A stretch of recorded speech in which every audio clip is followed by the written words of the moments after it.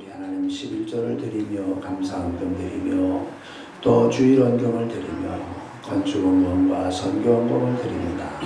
어린이들의 조그마한 손에 건축헌금도 받아주시고 우리 하나님 우리 온 성도들의 아름다운 제목을 따라서 드려진 헌금을 받아주시옵소서.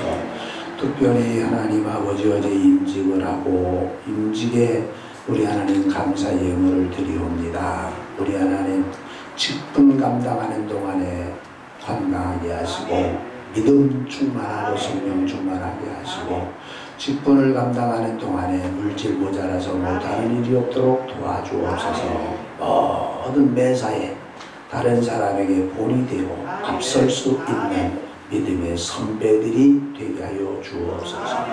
그 뒤를 흉내내면서 따라가는 사람들이 다 잘 되어질 수 있도록 앞에서 좋은 본보기가 되게 하여 주옵소서.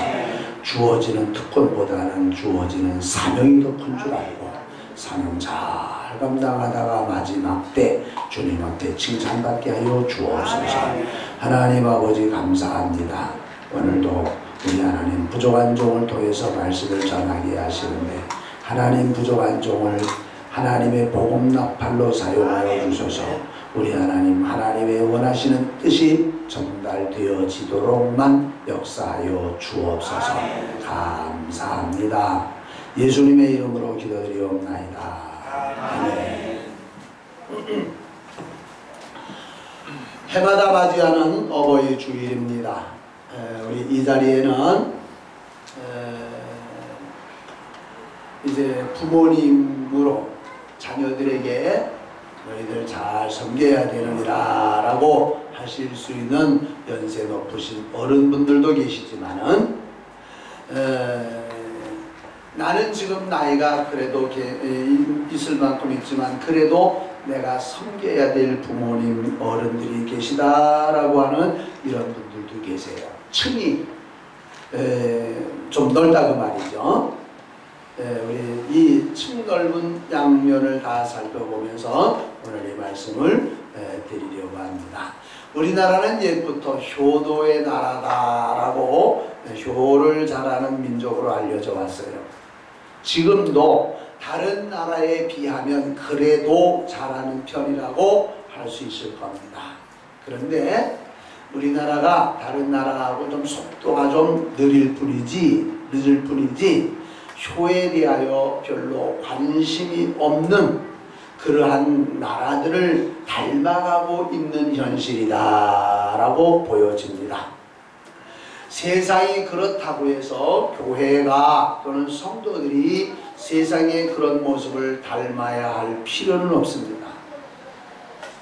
제가 10년 전에, 꼭 10년 됐네요. 10년 전에 논문을 하나 쓰면서 고령화 시대를 맞이한 한국교회의 문제 해결점과 그 방안이라고 하는 논문을 쓴 적이 있어요. 제가 한문을 너무나 많이 썼더니 우리 젊은 분들 가운데 아이고 뭐 한자가 많아서 못 읽겠어요 라고 하는 분들도 많이 있었던 기억이 납니다. 그런데 10년 전에 그렇게 논문을 쓸 때하고 10년이 지난 지금하고 상황이 많이 달라졌어요. 벌써 10년밖에 안 되는데도 그거는 상황이 많이 달라졌어요. 그때만 해도 장수하는 것은 하나님의 축복이다 라고 해도 누가 이론을 달지 않았었어요 그때는. 그런데 지금은 뭐요? 어떤 연세 많으신 어른에게 아이고 오래 사셔서 행복하시겠습니다 라고 인사를 드리면 에이 그런 소리 하지 말고 오래 사는 게 이게 뭐라 그래요? 오래 사는 게 욕이라고도 그러고 뭐 별로 좋은 말씀들 안 하세요. 에이 오래 사는 게 이게 오래 살아서 뭐하냐고 이제 그렇게. 그런데 어떻게 보면 그냥 지나가는 말로서가 아니라 실제로 그런 마음들을 가지는 현실이 아니겠느냐라고 봅니다. 그런데 성경은 이 세상이 없어지는 날까지 성경은 한 글자라도 변함이 없는데 장수가 축복이라고 했잖아요. 그런데 오늘날 보면은 장수가 축복이 아니라 장수가 고통이다라고 하는 사람들이 대부분인 것을 보면 현실이 맞는 거요, 성경이 맞는 거요. 이해가 안 가죠?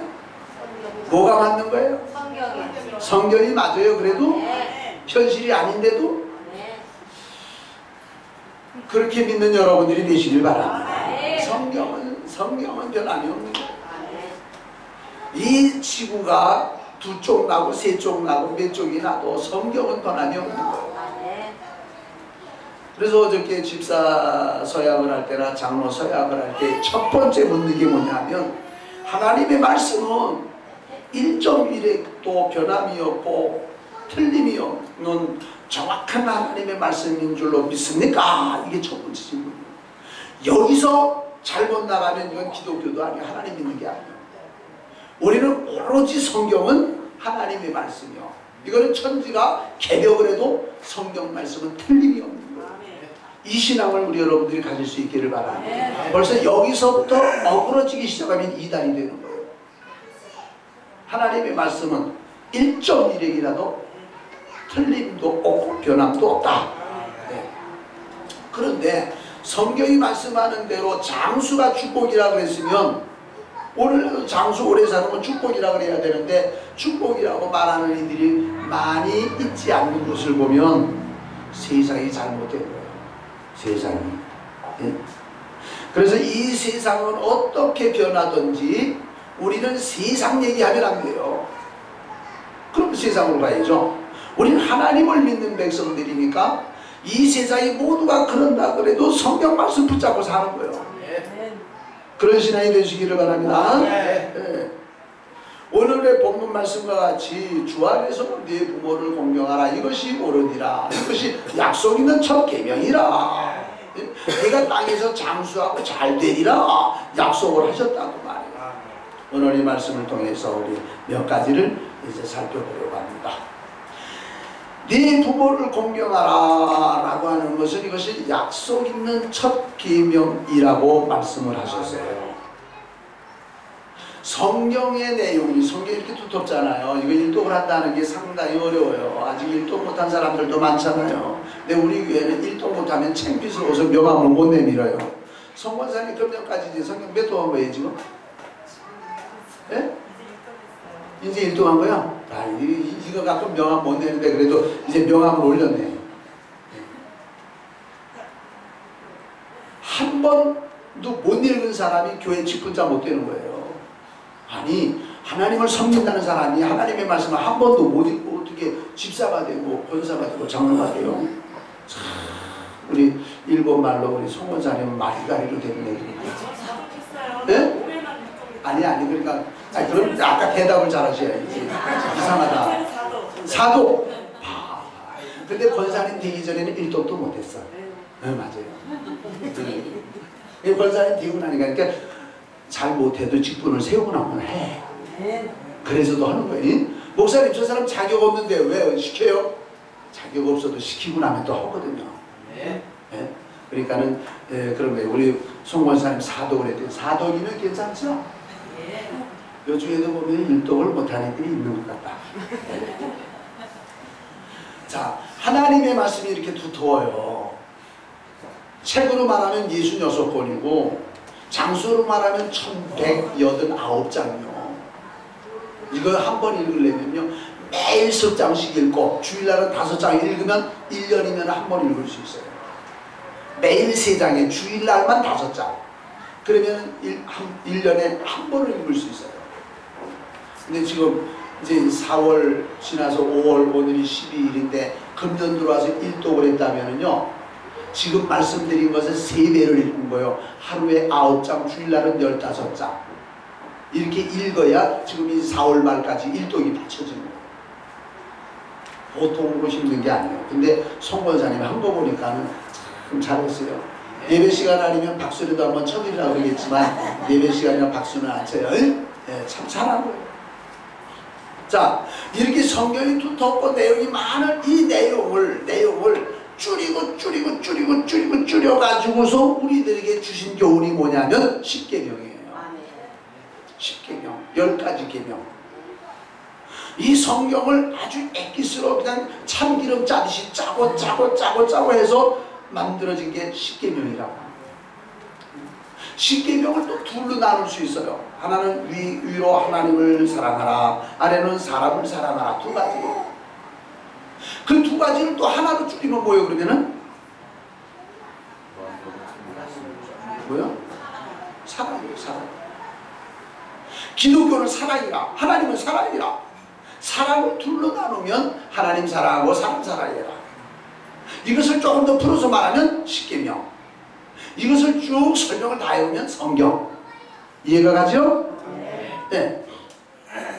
이렇게 성경의 그 내용을 줄여서 10가지로 만들었는데, 이 10가지로 만든 이 내용이 두 가지로 또 갈라진다 그랬어요. 하나는 위로 하나님을 사랑하고 아래로는 사람을 사랑해라. 사람을 사랑하라 그러면 사람은 누구에 해당이 되느냐? 나도 사람이요. 나도 사랑이에요. 그런데 이웃을 사랑하라는 차원에서 보면 나 말고 다른 사람을 사랑하라는 건데, 다른 사람 중에서 제일 가까운 사람이 누구냐 하면 천륜으로 맺어진 부모라는 말이에요. 부모 자식 사이는 하나님이 맺어준 관계로서 이 사이에 사랑을 해야 됩니다. 근데 이제 부모 사랑은 아랫사랑이라고, 내리사랑이라고, 부모는 자식을 사랑해요. 사랑해요. 그런데 이제 잘 못하는 것이 자식이 부모 사랑을 못한다. 성경에도 보면은 간간히 오늘 여기 4절에도 나와요. 본문에 해당되지 않지만 4절에 또 아비들아 너희 자녀를 노엽게 하지 말고 오직 주의 교훈과 훈계로 양육하라. 부모들을 향해서 자식을 사랑하고 자식들을 잘 가르쳐라 라고 하는 말씀이 나와요. 그런데 네 부모를 공경하라는 말씀보다는 많진 않아요. 왜? 부모가 자식 사랑하는 것은 말하지 않아도 제 새끼는 고슴도치도 뭐요, 제 새끼는 이쁘다 보고 잘 돌보잖아요. 그런데 자식이 부모를 잘 공경하는 일은 강조하지 아니하면 잘 못하는 일이요. 그래서 성경에서는 그렇게 강조하고 있어요. 지난 수요일날 전교 우리 성경 공부반에서, 요번에는 이제 방학이에요. 제가 이제 지방에 가기 때문에 요번 수요일날은. 근데 숙제를 내드리고 숙제를 안 내드렸어요. 무슨 숙제냐 하면 좀 길어요. 10계명을 암송하라는 거예요. 쳐다보면 아이고 소리가 한마디 나올 줄 알았는데 10계명을 암송하는 거예요. 그런데 이제 한번 휴강하니까 휴강하는 시간에 놀지 말고 2시간이죠. 2시간 동안 암송하세요. 그 다음 시간에 숙제 검사합니다.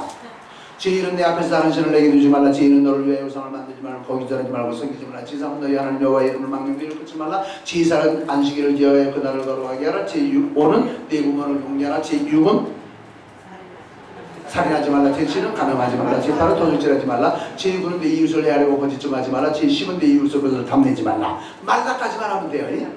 그 뒤에 설명은 안 붙여도 되니까. 못 내었어요. 머리 긁지 말아요. 머리 긁는 사람 참 싫어요. 옛날 같으면 이가 있어서 머리 긁는데 지금 이도 없는데 왜 머리를 긁어요? 그냥 부지런히 외우세요. 공부반에 참석하시는 분들. 그래서 이제 그 10계명은 위로는 하나님 사랑하라. 1계명서부터 4번째 계명은 하나님 사랑하라. 그 다음에 5번째부터 10번째까지는 사람을 사랑하라. 이웃을 사랑하라. 이웃을 사랑하고 사람을 사랑하라는 것 가운데 첫 번째 나오는 게 뭐예요? 네 부모를 공경하라. 네 부모를. 사람을 사랑하는 것 중에 첫 번째 명령이 뭐냐면 네 부모를 공경하라. 그러면서 자 오늘 한번 어디 한번 나중에 한번 좀 봅시다. 지금 볼까요? 자 한번 봅시다. 출애굽기 20장 한번 보세요. 출애굽기 20장. 좀 다른 사람들은 빨리 찾아서 읽어주세요. 출애굽기 20장 거기 저 내 부모를 공경하라 12절 읽으세요. 네, 내 부모를 공경하라. 그리하면 네 하나님 여호와가 네게 준 땅에서 네 생명이 있으리라. 10계명이 나오는 것이 출애굽기 20장인데 출애굽기 10가지 계명 중에 쭉 설명이 또 따라요. 쭉 설명이 따라오는데 그리하면이라는 단서가 붙은 것은 5번째 계명밖에 없어요. 그리하면이라는 말은 조건이라는 말이에요. 조건. 여러분들이 성경 일독을 하면 제가 선물을 드리겠습니다. 그러면 조건이 되잖아요. 읽으라고. 네 부모를 공경하라. 그리하면 네가 잘 될 것이라고 그리하면 조건부 하나님의 축복의 약속이 있는 계명이라고 말이죠. 이렇게 해라. 그러면 내가 네게 복을 주겠다. 하나님 약속하신 거예요. 그만큼 부모를 공경하는 것이 중요하기 때문에 하나님이 그리하면 이라고 조건으로 말씀하신 거예요. 그런데 오늘날 성도들이 하나님을 믿노라 하고 성경을 사랑하노라 하면서도 눈 가리고 아웅식으로 하나님을 사랑하는 경우가 있고 부모 공경하는 것을 그렇게 하는 경우가 있다고 말이죠. 하나님을 전능하신 하나님이라고 그러고 좋으신 하나님이라고 그러고 복의 근원이라고 말은 잘하면서도 하나님이 우리에게 주신 엄연한 명령, 중요한 명령인 이 명령을 의식조차 하지 아니하고 살아간다면 안 되는 건데 오늘날에 많은 신자들이 그렇게 살아요. 여러분들, 목사님 다른 교회에서는 안 그러던데 이런 얘기 필요가 없어요. 교회를 말하지 말아요. 여러분들 다른 교회에서는 뭐 이렇게 괜찮던데 그런 얘기는 하지 말아요. 교회를 말하지 말고 성경을 말해요. 그 사건은 성경은 뭐라고 말씀하고 있는지. 내가 성경대로 살지 못하는 게 안타깝지. 왜 잘못하는 사람, 여러분들 교도소 들어간 사람들이 많다고 여러분들 따라 들어갈 거예요? 말도 안 되잖아요. 좀 심한 표현이긴 하지만은 우리는 누가 어떻게 말하든지 여기 박 목사가 뭐라고 말하든지 그것이 성경에 있는 말씀이라면 아 그렇구나 하고 따라가야지. 박 목사의 사상을 말하거나 박 목사의 어떤 지침을 말씀드릴 거 아니에요. 만약 그렇다면 여러분들이 목사님 성경은 이렇습니다 하고 여러분들이 반기를 들어야 돼요. 목사가 딴소리라면. 그러나 성경을 말씀을 드리면 여러분들은 아멘 해야 되는 거예요. 거기에 토달지 말아요. 성경에 없는 말을 하게 되면 토 아니라 반기를 들어요. 그러나 성경에 있는 말씀이라면 아멘 할 수밖에 없는 거예요. 아멘이죠? 네. 하나님을 섬기면서 우리가 복을 달라고 하잖아요. 하나님 복을 주세요. 건강 주세요. 물질도 주세요. 뭘 주세요. 라고 하지만은 하나님의 명령을 무시해버리면서 내가 복을 달라 그러면 하나님이 어떻게 주겠어요? 안 주지. 우리가 하나님을 사랑해요. 그래도 모자라요. 우리는 지혜도 모자라고 능력도 모자라고 하나님이 하라는 대로 다 못해요. 그건 사실이에요. 그럼에도 불구하고 하려고 애를 쓰는 거예요. 자, 집에 아이가 있는데 이 아이가 머리가 좀 나빠요. 나쁘니까 공부를 안 해요. 부모님이 이렇게 저렇게 타일러가지고 공부 좀 해라. 잘해라. 그러면 내가 너 뭐 사줄게. 이 아이가 공부를 해요. 그런데 그 엄마나 아빠가 가만히 봐도 공부를 하려고 지가 애는 쓰는데 성적이 안 올라가. 그건 어쩔 수가 없잖아요. 그죠? 부모로부터 배운 머리가 그것밖에 안 되니까 성적이 안 올라가요. 그런데 그래도 엄마나 아빠가 고마운 건 뭐예요? 하려고 애쓰는 그 마음은 좋다고 말이에요. 그래 성적 안 올라가는 거에 네가 내 머리 닮아서 뭐 올라가는 거 토겠냐. 열심히 하는 게 이쁘구나 해서 뭐 먹을 것도 사다 주고 뭐 좋은 것도 사주고 꼭 성적이 올라가야 하는 것도 중요하지만은 하려고 애쓰는 것 바로 그래요. 오늘 우리가 하나님을 섬기는 것도요. 하나님을 100점짜리로 섬기는 거 우리 불가능해요. 나귀가 반이하고 우리 육신이 약해요. 유한해요. 그래서 우리가 100점짜리 신앙은 못해요. 아예 하나님도 기대 안 해요. 그러나 우리가 100점짜리는 아니더라도 하려고 남보다 그냥 하려고 애를 쓰면 뭐예요? 하나님이 그래 잘한다. 그만하면 내가 다른 사람 얘기하면 100점짜리다.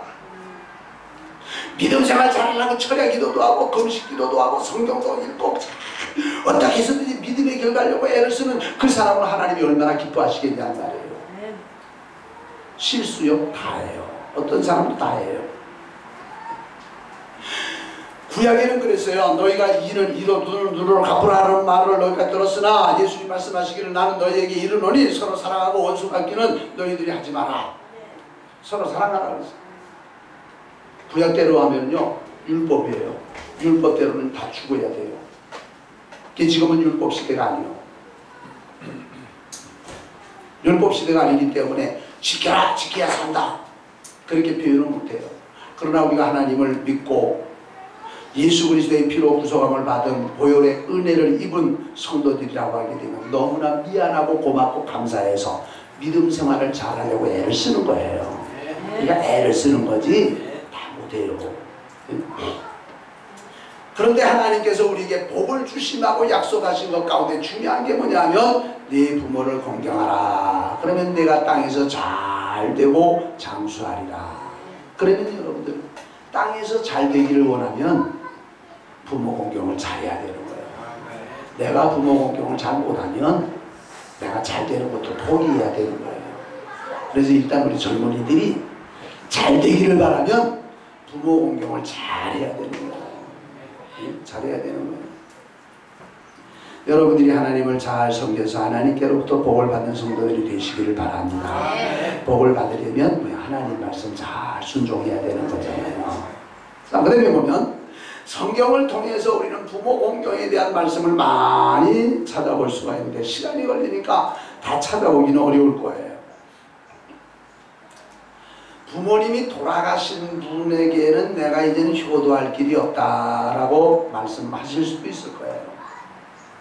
그러나 이미 시간이 늦어서 부모님이 돌아가신 이러한 분이라고 하게 되면 돌아가신 부모님도 내 부모님이기는 마찬가지거든요. 살아계시지 않은 분이지.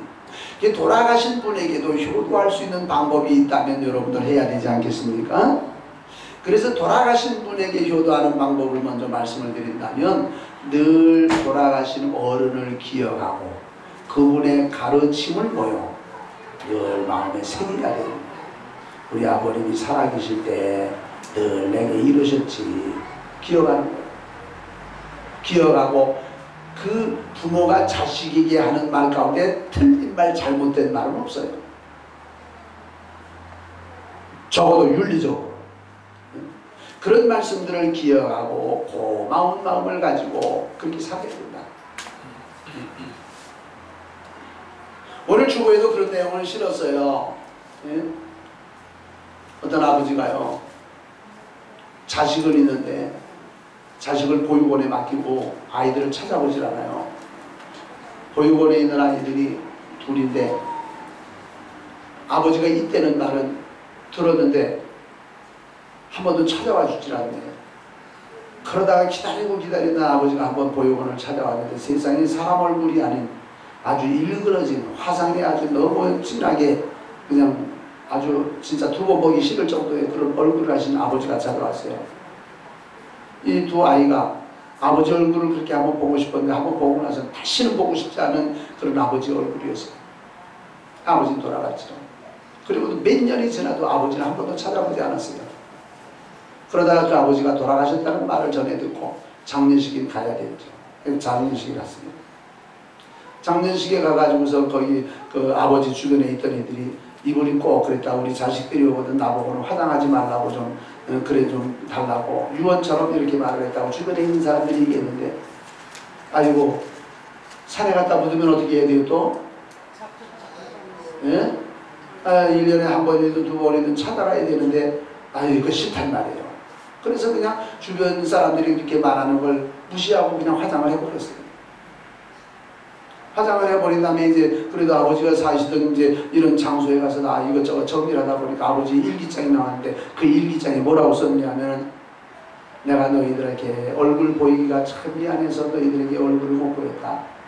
우리 집이 불이 났을 때 너희하고 너희 어머니하고가 집안에 불타고 있었는데 소방대원이 들어가지 말라고 붙잡는 거를 내가 들어가서 너희들은 살렸는데 아내는 못 살리고 말았다. 불 속에 타 죽고 말았다. 그리고 내 얼굴도 이렇게 못되게 됐는데 내가 너희들 앞에 이 얼굴 가지고 나타나는 것은 너희들에게 참 안 좋을 것 같아가지고 내가 나타났는데 한 가지 부탁이 있다. 내가 죽거들랑 화장을 하지 말아달라. 내가 불 가운데서 너희들을 끄집어내고 불 가운데서 아내를 꺼내지 못하고 아내를 잃고 산 지가 30년인데 그날 그렇게 불타던 그 모습이 지금도 눈에 선해가지고 아주 밤에 잠을 못 잔다. 그러니까 제발 내가 두 번 타 죽지 않도록 화장을 하지 마라. 근데 이 집이 왜요? 화장 끝나고 그랬잖아요. 참 그런 경우도 있다라고 어떤 그 실화를 보고서 제가 컴퓨터 속에다 입력을 했다가 오늘 주보에다 넣는 거예요. 참 우리는 이런저런 모습을 많이 볼 수 있는데 돌아가신 분의 유언, 이미 시간이 늦었더라도 그분을 늘 기억하고 감사하고 내가 이 세상에 있게 해주신 분이니까 감사하고 내가 그분에게 참 마음껏 해드리지 못한 부분에 대해서 참 죄송한 마음을 가지고 내가 내 부모는 아니더라도 이웃의 어른들을 위해서 내가 뭔가라도 해야 되겠다라고 하는 것은 돌아가신 어른에 대한 조그마한 보답은 될 수 있어요.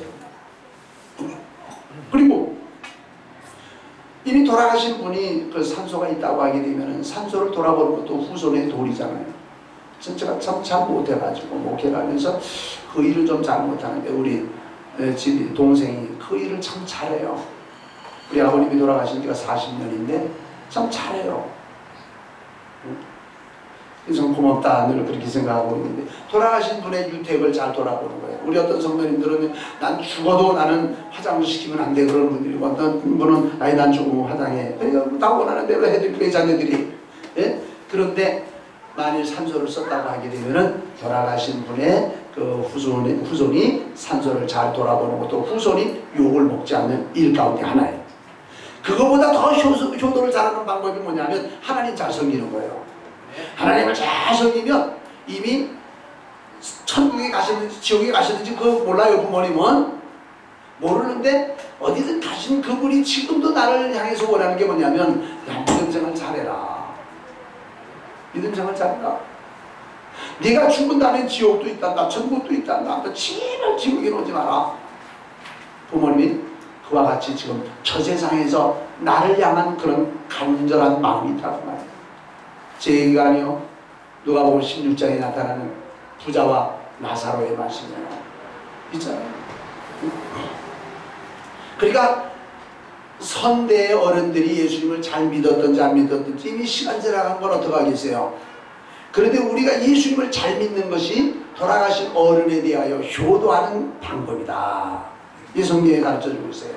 성경에 있는 말씀 중에 몇 구절을 제가 얼른 찾아서 읽겠습니다. 우리 여러분들에게 찾을 시간이 없을 것 같아요. 잠언 23장 22절에 보게 되면 너를 낳은 아비에게 청종하고 네 늙은 어미를 경히 여기지 말지니라. 어머니가 늙어서 좀 잘 못하고 틀린 말을 해도 우습게 여기지 말라는 거예요. 젊은이들이 그런 게 싫어요. 제가 여러 달 전에 주보에다가 낸 글 가운데 하나 이런 글이 있어요.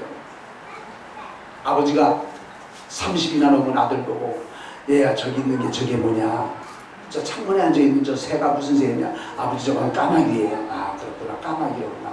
또 조금 있다가 아 얘야 저 앉아있는 저 새가 무슨 새냐. 아마 까마귀예요. 또 조금 있다가 얘야 저 새가 저 무슨 새라 그랬지. 까마귀라니까요. 세 번째니까 벌써 이렇게 나오고 그 다음에 이제 네 번째 아버지 몇 번째 물어볼 거예요 지금? 다섯 번째 물어보니까 막 화를 내요. 6번 7번 가니까 대답을 안 해. 아버지가 얘야 내 일기장을 내가 한번 보여줄게. 그래서 그 아버지가 일기를 썼는데 이 아이가 어렸을 때 6살 7살 되었을 때에 그 아버지가 쓴 일기장을 보여주신 거예요. 보여주셨는데 거기 무슨 내용이 있느냐면 이 아이가 어떤 아마 저 날아다니는 나비를 받는 거야. 아빠 저거 뭐야? 나비란다. 또 조금 있다가 아빠 저거 뭐야? 나비. 저거 뭐야? 아 나비지. 저거 뭐야? 나비지. 그날 하루 동안에 그 나비에 대해서 물어보고 아버지가 답해준 게 23번이라. 23번인데 한 번도 그렇게 물어보는 자식이 믿질 않다는 거예요. 23번을 답해주면서 얼마나 그 아이가 이쁜지 그렇게 물어보는 게, 너는 나한테 23번을 물어봐도 한 번도 내가 짜증을 내지 않고 나비라고 대답을 해줬는데 너는 네 번째 되니까 성질부터 나지. 그치? 아들을 야단하려고 한 말은 아니었어요. 아버지가 한번 그 마음을 보려고 했어요. 아, 부모하고 자식하고의 관계는 이렇다라는 거예요. 그러니까 늙으면은요 미안해요. 늙었다고 표현해. 늙으면은 잔소리도 좀 많이 하죠. 했던 얘기 또 하죠. 제가 어떤 한 분 장로님 만나는 분이 있어요. 85이에요. 근데 그분이 지난 주일날 얘기했는데 오늘 또 얘기를 해요. 근데 그걸 다음 주에 또 얘기를 해요. 한 6, 7번 들었어요. 그 들을 때마다 저는 그래요. 아유 그랬어요? 그래서 어떻게 됐어요? 제가 쇼를 하는 것 같아요. 장로님 지난번에 얘기했잖아요. 이제 한 번만 더 하면 100번째요. 그래도 다음 시간에 그 말 잊어버리고 또 할 건데요. 연세가 많아지는 거예요. 저도 잔소리가 늙어지니까 잔소리가 많아지는 것 같아요. 미안해요. 그러니까 내 아버지에게 청조하고 내 늙은 어머니를 경히 여기지 말라. 잠언 23장 24절 25절에 보면 의인의 아비는 즐거워하지만 지혜로운 자식을 낳은 부모는 즐겁지만 그렇지 못한 자녀를 낳은 부모는 괴롭다. 잠언 10장 1절을 보게 되면 솔로몬의 잠언이나 지혜로운 아들은 아비를 기쁘게 하리와 아버지와 미련한 아들은 어미에 뭐가 되냐? 근심이 됐다고 했습니다. 지혜로운 아들은 아비를 기쁘게 하지만 미련한 아들은 뭐요? 어미를 괴롭게 한다. 근심이 된다. 제가 한번 공부 시간에 이런 표현을 했어요. 잠언에 있는 말씀인데 미련한 사람은 뭐요? 성관자님 어떻게? 미련한 사람은 머리를 절구통에다 넣고 방아로 찧어도 뭐요? 미련한 게 벗겨지지 않는다고. 잠언에 그렇게 얘기해요. 어쩔 수가 없는 거예요. 제발 여러분들은 미련하지 않기를 바랍니다. 절구에 넣어도 방법이 없다니까. 출애굽기 20장 12절 아까 우리가 읽었는데 내 부모를 공경하라 그러면 너희 하나님 나 여호와가 네게 준 땅에서 길이 살리라. 예수님도요 어렸을 때 부모 공경을 잘했어요. 많은 표현은 없어요. 예수님의 어린 시절에 대해서는 딱 한마디가 있어요. 12살 때 일이에요. 예수님께서 고향에 돌아가셔서 그 부모님을 순종하며 바꾸시더라. 누가복음 2장 51절에 그런 말씀이 있어요. 예수님도 신명기 27장 16절을 보면 그 부모를 경홀히 여기는 자는 저주를 받을 것이라 할 것이요 모든 백성은 아멘. 아멘은 그렇다고 말이죠. 인정하라고 말이에요. 부모를 경홀히 우습게 여기는 자는 저주를 받을 것이라. 오늘날도 그런 거예요. 부모님을 우습게 알고 경홀히 여기면 저주를 받는다. 성경 말씀은 옛날이나 오늘이나 똑같아요. 잠언 30장 17절에 보면 아비를 조롱하며 어미 순종하기를 싫어하는 자의 눈은 골짜기에 까마귀에게 쪼이고 독수리 새끼에게 먹히리라. 저주예요. 저주. 출애굽기 20장 17절 아비나 어미를 저주하는 자는 반드시 죽일지니라. 요즘에 문자가 많이 사용되고 있죠. 여러분들 그죠? 문자를 최 권사님 문자 보내줄 알아요. 전화기로. 근데 전화기가 그 전화가 아니죠. 네. 근데 요즘은 문자를 참 많이 보내요. 문자를 보내는데 어느 날 며느리가 시어머니에게 아마 그날이 아마 어버이날이었던 것 같아요. 어버이날인데 이제 좀 멀리 있어가지고 찾아가 뵙지는 못하고 전화기로 이제 문자를 보냈어요. 문자를 뭐라고 보내려고 보냈느냐 하면 어머니 오래 사세요 라고 문자를 보낸다는 걸 그만 글자를 하나 잘못 쳤어. 뭘 잘못 쳤냐면 어머니 오래 사네요.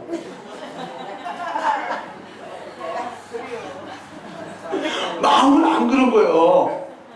마음은 안 그런 건데 문자를 잘못 쳐가지고 어머니 오래 사네요. 어버이날. 어머니가 어떻게 해야 돼요 그러면? 전화를 걸어서 너 죽고 싶어? 그래야 돼요. 아니면 그래 내가 오래 살아서 미안하다 그래야 돼요. 마음은 그런 게 아니었단 말이에요. 마음은 오래 사세요라고 했는데 사세요가 아니라 사네요 그래. 조심해야 돼요. 잘해야 돼요. 제가 그 글을 읽고요. 나도 어디다가 메일을 보내는데 한번 읽고 또 읽고 또 읽고 해야지. 이거 큰일 날 뻔했다. 예? 저도 그런 생각이 들더라니까요. 여러분들도 잘하셔야 돼요. 예? 나는 마음은 안 그런데 나타난 게 그렇다면 나타난 게 중요하잖아요. 내 마음은 안 전해지니까. 예? 그런 걸 봤어요. 신명기 21장 18절에서 21절 부모에게 불효하는 자 곧 방탕하고 술을 즐기는 자는 돌을 들어 쳐 죽이라. 성경이에요. 또 골로새 3장 20절 자녀들아 모든 일에 내 부모에게 순종하라. 잠언 19장 26절 아비를 구박하지 말며 어미를 내어 쫓지 말라. 어미를 내쫓지 말래요. 집에서 구박하면 집이 있기가 어려우면 아이고 내가 여기 있으면 뭐고 내가 나가야지 내줘도 그러잖아요. 성경에 이런 말씀이 찾아보니까 너무너무 많은데 이 시간에 다 말씀을 못 드리겠어요. 사도행전 2장 10장 2절에 보게 되면 행복한 가정이 나오는데 그 행복한 가정은 어떤 가정이냐, 누가 함께 하나님을 잘 공경하는 가정, 고넬료의 가정이 나와요. 이 고넬료의 가정은요 하나님을 경외하고 백성을 구제하고 기도하기에 늘 힘썼더라. 온 가정이.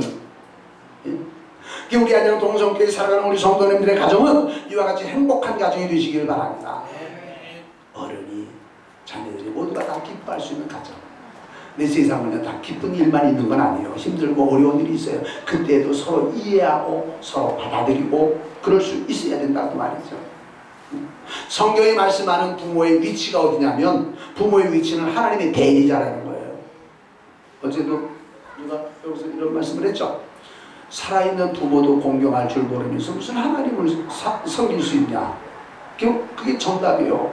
하나님은 하나님 섬기는 방법을 부모 섬기는 방법에서 일단 배우라는 거죠. 부모님 어떻게 해야 되는지. 그 부모님 섬기듯이 하나님 섬기고 하나님 섬기듯이 부모를 섬기라는 거예요. 그래서 우리말에도 그랬어요. 내가 뭘 열심히 먹고 있는데 부모님이 뭘 물어보시거든 얼른 이것을 뱉고 예 그것은 이겁니다. 그렇게 하라 그랬어요. 얼른 뱉어놓고 대답을 하라 그랬어요. 그리고 어른이 무엇을 잘못해도 정면으로 그건 잘못된 거예요. 그렇게 말하지 말라 그랬어요. 우리 옛 글에 그렇게 돼 있어요. 일단은 받아들이고 부모님 뭘 말씀하셨는데 잘못 말씀하셨어요. 아 그랬어요. 예 맞지요. 일단 그렇게 해놓고 좀 우회적인 방법으로 해서 그것이 아니라는 것을 마음 상하지 아니하도록 참 지혜롭게 하되 그 자리에서 하지 말라고 그랬어요. 요즘 애들이 뭐요? 그거 아니야 엄마. 물론 작은 일도 있고 큰 일도 있고 한데 그런 경우들이 우리는 성경에서 보면 부모는 누구냐? 하나님의 대리자. 아무리 하나님이 잘못하는 것 같아 보여도 하나님은 전능하신 분이에요. 그죠? 그게 잘못 안 해요. 그런 것처럼 아무리 자식이 볼 때 부모님이 잘못하는 것 같아도 물론 잘못하는 거 있어요. 사람이니까. 그래도 자식의 입장에서는 두고 보고 그래도 좀 잘못된 것이 있거들랑 있지요. 있거들랑 우회적인 방법으로 해서 마음 상하지 아니하게 잘 일러드리는 것이 효도하는 방법이다 라는 거예요. 부모는 또 누구냐? 이 지상에서 제일 좋은 선생님이라는 거예요. 네? 제일 좋은 선생님. 부모는 하나님의 대리자요 제일 좋은 선생님입니다. 이제 마지막에 말씀을 드린다면 부모 공경의 방법을 말씀을 드려요. 이거 어떻게 방법을 말씀을 드릴 수 있어요?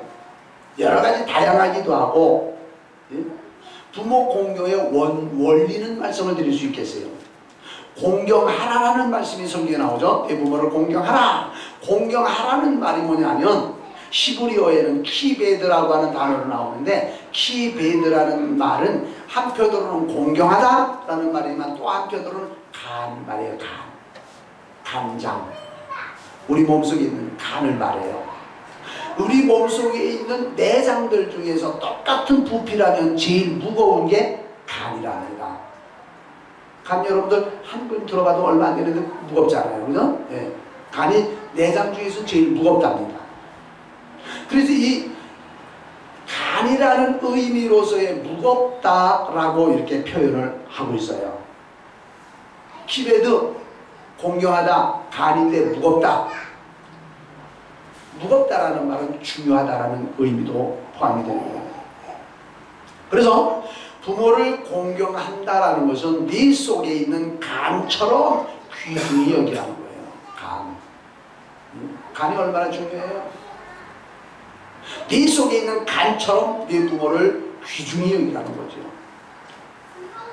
왜 부모님을 공경해야 되고 왜 귀중히 여겨야 되느냐? 내가 이 세상에 있게 되어진 가장 고마우신 분이기 때문에, 나를 위해서 희생하신 분이기 때문에 우리는 부모님을 뭐 이러니 폐지하고 공경해야 되는 거예요. 10달 동안에 임신했을 때의 불편함이라는 것은 뭐요? 이 7, 8달, 9달 된 다음에 그런 애기 엄마들을 보면은요, 얼마나 안타까운지 몰라요. 얼마나 힘들건 저거. 그 불편함이야 얼마나 이루 말할 수 없을 것이고, 어머니의 몸에서 만들어둔 피가 아이에게 얼마나 공급이 되느냐고 말이에요. 그리고 어머니가 태어난 아기에 대해서 그 젖을 먹이는 게 얼마나 많냐 말.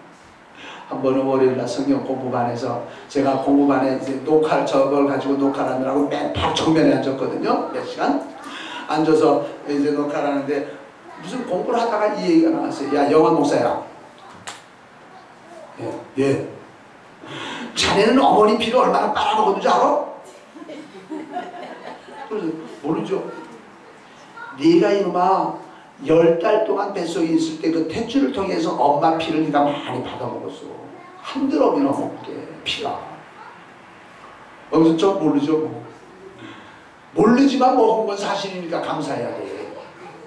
그래, 뱃속에 있을 때 그 다치가 네가 세상에 나와서 몇 살에 저 끊었니? 내가 몇 살에 끊었는지 알게. 옛날에 좀 늦었잖아요, 그죠? 몰라요. 4살 때까지 갔는지. 4살에 동생이 났으니까 동생이랑 같이 나 먹었을 것 같은데 몰라요. 모르지. 내가 태어나서부터 내가 첫 끊을 때까지 어머니의 피를 몇 드럼이나 받아 먹었는지 아냐? 변하지 않은 거, 따뜻한 거. 세상에서 그것보다 더 좋은 양식이 없는 그 어머니 젖을 내가 몇 드럼을 내가 빼먹었는지 아냐? 그거 감해서 못했어요. 이제부터 잘하라고. 예, 얼마 전에 공부 시간에 이런 말씀을 하신 적이 있어요. 그러니까 부정모혈로 태어난 자녀잖아요. 얼마나 부모님이 나를 기르느라고 고생을 했어요. 옛날에 돈 없을 때 얼마나 월사금 등록금 때문에 뭐 교과서 창고서 무슨 학용품 때문에 얼마나 옛날에. 지금 사람들은 고생 좀 별로 안 해요. 그죠? 지금 그러죠? 지금 사람들은 고생 안 하죠?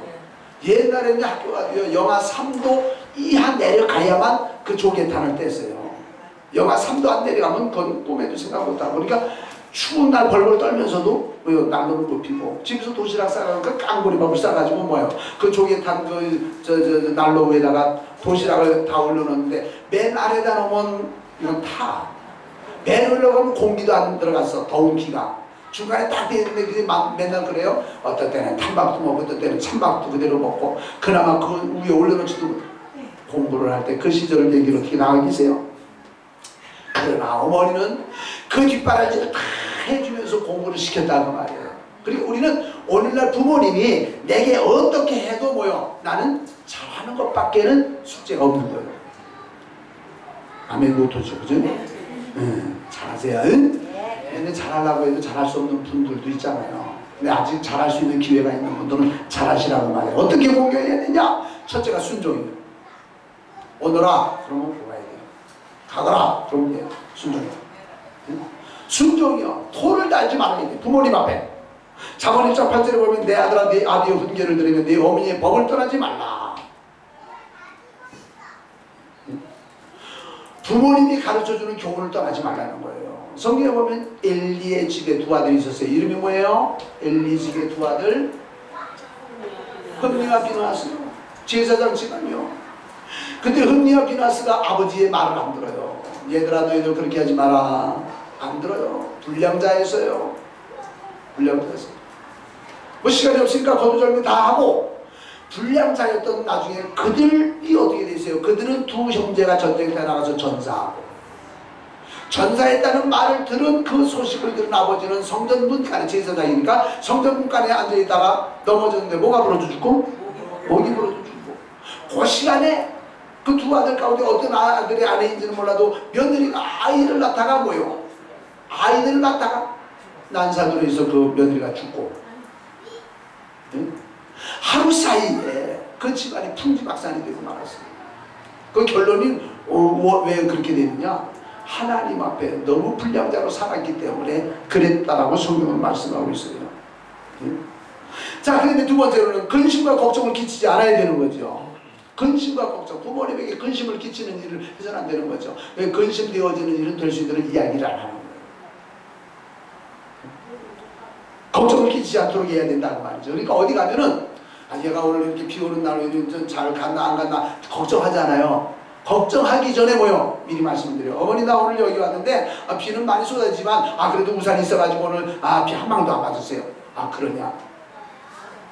걱정을 하나씩 해드려야 된다는 말이에요. 그래서 저도 외국에 나가면은요, 하루에 한 번 정도는 어머니에게 전화드려요. 얘가 오늘 편안하게 가 있는지, 뭐 힘드는 일은 없는지, 몸이 아프다는데 괜찮은지. 예? 외국에 나가면 그렇게 전화를 해요. 그러니까 걱정하기 전에 뭐요? 미리 말씀을 드리면 걱정을 안 하실 거 아니냐 말이에요. 그 다음에 노후가 되어질수록 자녀들은 부모 공경을 더 신경을 써야 된다는 말이죠. 요셉이 그랬잖아요. 요셉의 아버지가 누구요? 누구요? 야곱이잖아요. 야곱이 애굽에 내려갔을 때 나이가 137세예요. 137세나 된 노인이 애굽에 내려갔다가 몇십 년을 거기서 살았어요. 요셉이 그 아버지를 잘 공경을 했어요. 룻기에 나온 룻이라는 여자가 있죠. 이 룻이 자기 시어머니 나오미를 그렇게 잘 공경을 했어요. 부모님의 연세가 많아질수록 뭐요? 기억력이 떨어져, 몸은 약해져, 근심은 많아져. 그럴 때에 자녀들은 더 신경을 써야 된다고 말합니다. 자, 그러면 부모의 흠을 드러내지 말아야 돼요. 부모의 흠 없는 사람은 없어요. 젊은이가 볼 때 부모님은 또 흠이 많아요. 우리나라 현행법에도요, 아버지가 간첩일지라도 자식이 그걸 알고 신고하지 않았다고 해서 법에 안 걸려요. 아버지가 간첩인데 아들이 신고 안 했다고. 그건 안 걸려요. 부모의 흠이 있는 것을 다른 사람 앞에서 절대로 얘기하지 말아요. 자기 부모 욕 돌리는 건 결국 자기 얘기 돌아오는 거예요. 노아에게는 세 아들이 있었어요. 함과 셈, 함, 야벳 세 아들이 있었어요. 함이 아버지가 포도주를 마시고 벌거벗은 것을 보고 길거리 나가서 아버지가 말이야 술 먹고 아이고 개판이요. 길거리 나가서 떠들었어요. 근데 셈과 야벳이 있다가 그 소리를 듣고 세상에 아버지가 그러셨다고? 그래서 아버지 옷을 챙겨가지고 뒷발질 해가지고 자기 아버지 누워 계신 데 가서 덮어드리고 돌아서 다시 이렇게 잘 챙겨드려요. 나중에 노아가 그 소식을, 그 얘기를 듣고서는 함에게 저주했지요. 너는 형제들의 종이 될지어다. 셈은 이런 축복을 받고 야곱은 이런 축복을 받을지어다. 지금 그렇게 되어 있어요, 세상이. 여러분들이요, 부모님들이 계신데 부모님들의 흠이 있다고 절대로 흠을 말하지 않을 수 있기를 바랍니다. 네, 우리 젊은이들이 대답을 잘해야 되겠죠. 그 다음에 무슨 일이 있어도 원망을 하지 말아야 돼요. 뭐 흠이나 원망이나 다 비슷하기 때문에 설명을 다 안 드립니다. 그 다음에 그 자녀가 악행을 하는 것이 불효예요. 악행을 하는 거. 선행을 하면 부모에게 효도하는 거예요. 네, 뭐 또 여러 가지.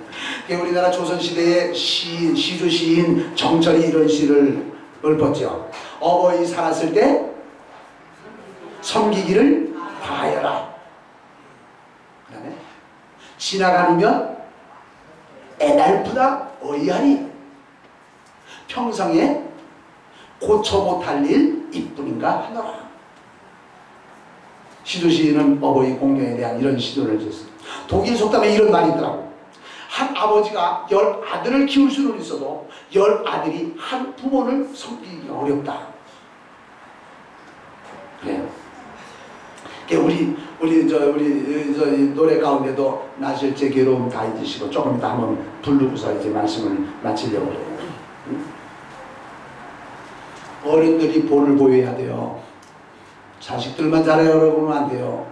어른이 잘하고 자식들에게 잘하기를 기대해야 된다는 말이에요. 우리나라 조선시대 때 이런 일이 있었어요. 어떤 훌륭한 가문의 영감님이 며느리를 받았어요. 봤어요.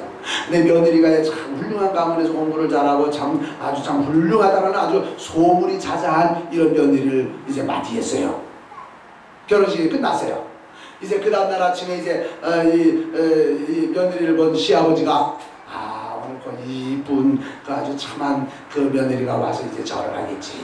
하고서는 일찍 일어나가지고 세수하고 정장을 딱 하고 아래목에 지금 언제라도 들어오면 절 받을 준비를 하고 있어요. 근데 이제 새벽이 되고 밝아지고 했는데 아직 아무 얘기가 없어요. 결혼식 하고 뭐 하느라고 다 피곤하니까 못했겠지. 조금 기다리면 일어나겠지. 근데 해가 이만큼 올라왔는데도 며느리가 인사하러 오는 기척이 없어요. 옛날에는 우리 아버님 편안히 주무셨어요. 아침에 인사하잖아요. 그런 식으로. 근데 안 와요. 그래서 종복을 물어봤어요. 얘야, 어저께 그 며느리가 피곤하더니 오늘 아직 못 일어나? 아니요, 아까 일어났어요. 아까 일어나가지고 뭐 열심히 뭐 준비하더라고요. 아, 그렇구나. 뭐 준비를 좀 많이 하느라고 시간 좀 늦는가 보구나. 하고서 또 앉아서 기다렸어요. 그런데 해가 이만큼 떠올랐는데 오늘날로 말하면 한 10시, 11시나 됐는데도 안 오는 거예요, 인사하러. 이상하다. 아침 일찍 일어나서 준비를 못하면 지금은 왔다 갈 수 있는 시간인데 왜 안 오지? 그래서 종목을 물어봤어요. 얘야, 가서 아직 인사하러 올 시간이 안 됐느냐고 물어봐라. 그 종이 갔어요. 그런데 종이 갔다 와서 대답하기를 얘 준비는 아까부터 끝내고 있었답니다. 그런데 아버님이 그 옛날에는 우리 집안에 사당이라고 있잖아요. 제사 지내는 집은 그 따로 저 밥 해놓고 이렇게 하는 그 사당. 아버님이 사당에 들렸다가 나오시면 인사하러 오려고 아버님 눈치를 보고 있답니다. 아버지가 그렇구나. 걔가 나를 가르쳐 줬구나. 내가 아침에 내가 할 일을 해야 그놈이 와서 절을 할 건데 내가 할 일을 안 하고 있으니까 그놈이 지금 오지를 못하고 있구나. 아이고 미안하다. 그래서 자기 조상들을 섬기는 그 사당에 가서 자기가 할 일을 하고 와서 딱 앉았더니 아주 뭐 1분도 안 돼서 돌아대요. 이해가 가죠?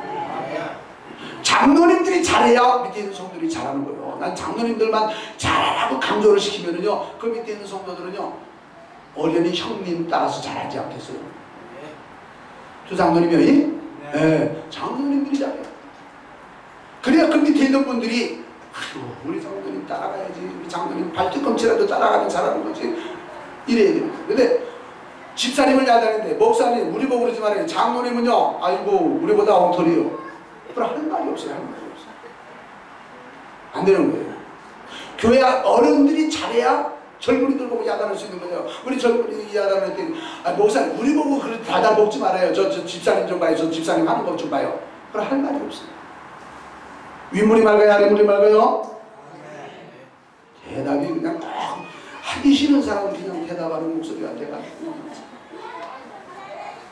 내가 할 일을 먼저 하지 아니하고 남에게 요구하면 안 되는 거죠. 잘하시기 바랍니다. 우리 청년들도 잘해야 되고요. 때가 되면 인사할 줄 알아야 됩니다. 때가 되면. 자, 명절 때가 됐어요. 아니면 무슨 어떤 생일이 됐어요. 어떤 때가 되면은 자녀들은 부모님을 잘해야 됩니다. 우리 교회는 잘해요. 우리 집에서 잘하는데 이런 일들을 잘해야 돼요. 잘해도 더 잘하라고 말씀을 드리지 않을 수가 없어요.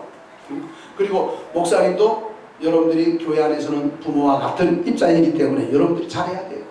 그래서 제가 지난번에도 그랬어요. 이 강단에 이렇게 꽃을 준비할 때쯤 되면 장미 한 송이라도 좋으니까 내 방에도 좀 갖다 놓으라고. 여기는 딴 세상이 아니요. 우리 교회에 한 두 분이요.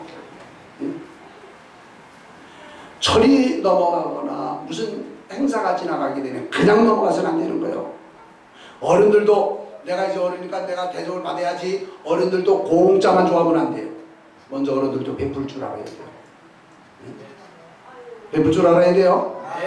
제가 지금 하고 있는 일이기 때문에 하나 말씀을 드려요. 요번에 내일 이제 그 봉화로 내려가가지고 봉화에서 공부하고 광주 갔다가 광주에서 여수를 가려고 해요. 여수 박람회 가는 게 목적이 아니라 박람회를 지금 이제 오픈하면서 그 여수에 손영훈 목사님 순교 기념관이 있는데 수백억을 들여가지고 여수시가 요번에 이 박람회하고 맞물려가지고 그 박물관도 리모델링을 하고 아예 손영훈 목사님 기념 공원을 만들었어요. 시가 너무너무 잘했대요. 그래서 이제 거기를 한번 가자 그래가지고 일정을 이제 다 짰어요. 그래서 저는 경비를 좀 덜 들이기 위해서 그 해남에 있는 목사님, 해남이 고향인 목사님이 해남이니까 거기 좀 잘 안내를 좀 하도록 좀 한번 만들어봐요. 그랬더니 그 목사님이 광주를 가면 누가 저녁을 사고 어디서 잠을 자고 어떻게 하고 여수를 가면 어디서 밥을 먹고 어디서 잠을 자고 이런 것을 계획을 다 세웠더라고요. 박 목사님이 가만히 얘기 듣다가 다 남의 거 얻어먹자고만 하는 거구만. 안색이만 하시더라고요. 어떻게 어떻게 다른 교회 다른 목사님을 갖다서 어느 목사님 교육만 세우냐. 그래서 이제 여수가 이제 탈락이 됐어요. 저 없는 자리에서 여수가 빠졌어요. 그럼 나도 좋지 뭐, 고생 좀 들었지 뭐. 그런데 지난 월요일날 또 광주가 또 빠져버렸어요. 왜 빠졌냐? 가서 얻어먹을 계획을 세우지 말라는 거예요, 강목사. 응? 왜 목사님들이 장로님들이 가서 얻어먹을 계획만 하냐고. 그래서 여수도 광주도 다 빠져버렸어요. 그리고 사모님들이 이번에 가서 다 돌아가고. 여러분들이요, 성도들이 말이요, 성도들이 남의 것을 공짜로 먹으려고 하지 말고 나도 남에게 베푼다 그 말이에요. 박 목사님 늘 사상이 그러기 때문에 저도 어디를 가면 꼭 밥 한 끼는 제가 사요. 20년이 가든 30년이 밥 한 끼는 사요. 그런데 주머니가 넉넉하지 못해서 절절매기도 하는데 그래도 해요. 저는 우리 성도님들이 그래요. 남이 밥을 한 끼 사면 나도 한 끼 사고. 이건 보통이요. 이거 잘하는 거 아니에요. 남이 한 끼 사면 내가 두 끼를 살 수 있는 사람이 잘하는 거예요. 남이 주는 것만 먹으려고 하지 말고 여러분들도 부지런히 남을 주어야 위에 계신 하나님이 더 주고 싶은 마음이 생기는 거예요. 난 너한테 넉넉할 만큼 줬는데 왜 너는 남의 것만 얻어먹느냐고 하나님이 그러시면 줄 이유가 안 생기는 거예요. 그래서 잠언 23장에 보면 무슨 말씀이 있어요? 기억을 못하죠. 과도히 아껴도 찾아봐야 돼요. 돈 하나만. 잠언 23장. 과도히 아껴도 몇 절이에요? 시간이 가기 참는데요. 23장에 자 제가 그냥 설명하고 시간이 지나가니까 나중에 찾도록 합시다. 과도히 아껴도 가난하게 되는 일이 있고 풀어 부재하여도 부하게 되는 일은 하나님께로부터 난다. 과도히 아껴도 가난하게 되고 풀어 부재하여도 하나님은 부하게 해주신다. 하나님을 믿는다면 그것도 믿자 그 말이에요. 그래서 하나님의 말씀대로 우리가 순종해서 살면 하나님이 다 복을 주실 건데 오늘날 교회 다니는 사람은 많아도 복을 못 받는 이유가 뭐냐? 하나님의 말씀하고는 상관없이 하나님을 믿는 사람들이 많기 때문에 그런 거예요. 나는 우리 성도님들이 정말 좀 샘플이 되어가지고 하나님을 성경 말씀대로 순종하고 살았더니 하나님이 이와 같이 복을 주시더라 라고 하는 사람이 좀 한 몇 사람이라도 좀 나왔으면 좋겠어요. 성경대로 살아보세요. 이렇게 되잖아요. 라고 남에게 확실하게 말해줄 수 있는 사람이 되어야지. 내가 예수님을 30년을 믿었는데 하나님은 내게 복 안 주십니다. 이 소리밖에 못하는 신자라면 야 하나님이 답답해 하실 거예요. 여러분들 하나님을 답답하게 해드리지 말고 하나님의 마음을 시원하게 해드리는 성도가 되기를 주 이름으로 축원합니다. 우리 다 같이 한번 나 실제 괴로움 1절만 우리 같이 부르겠습니다.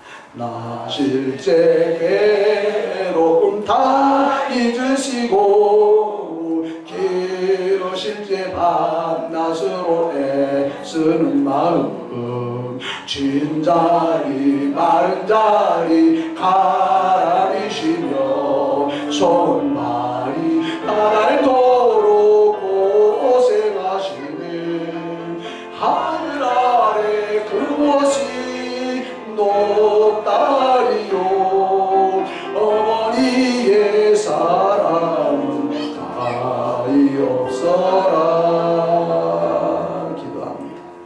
주님 말씀 순종해서 과연 그 말씀이 맞구나 머리로 대답하지 아니하고 삶의 경험으로 대답할 수 있는 어려운 성도들 다 되게 하옵소서. 예수님의 이름으로 기도합니다.